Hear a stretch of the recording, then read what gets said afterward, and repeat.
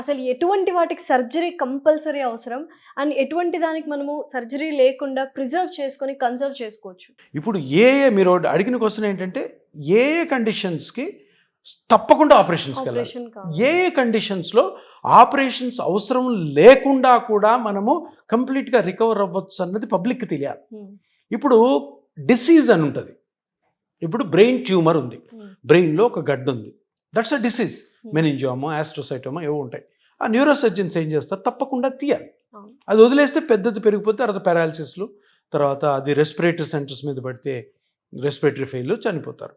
అదేవిధంగా హార్ట్లో బ్లాక్స్ ఉన్నాయి, తప్పకుండా ఆ బ్లాక్స్ని ఆపరేషన్ చేసో యాంజియోప్లాస్టీ చేసో క్లియర్ చేయాలి, లేదా చనిపోతారు మనిషి. అదేవిధంగా కిడ్నీస్ 2 ఫెయిల్ అయినాయి, కిడ్నీ తీసేసి ఒక కిడ్నీ తప్పకుండా డోనర్ది. సో ఇవన్నీ డిసీజెస్, వీటికి సర్జరీ అవసరం. సర్జరీ లేకుండా ఓకే వేరే టెక్నిక్స్ ఉన్నాయా లేదా? వీనికి ముఖ్యమైన ఆన్సర్ ఏంటి అంటే మన బాడీలో అరుగుదలతో కూడిన వచ్చిన నొప్పి, అంటే age wise wear and tear తోటి ఏ పెయిన్స్ వస్తుందో వీటికి సర్జరీ ఒక్కటే ఆప్షన్ అని అనుకోవడము ఒక పెద్ద అపోహ.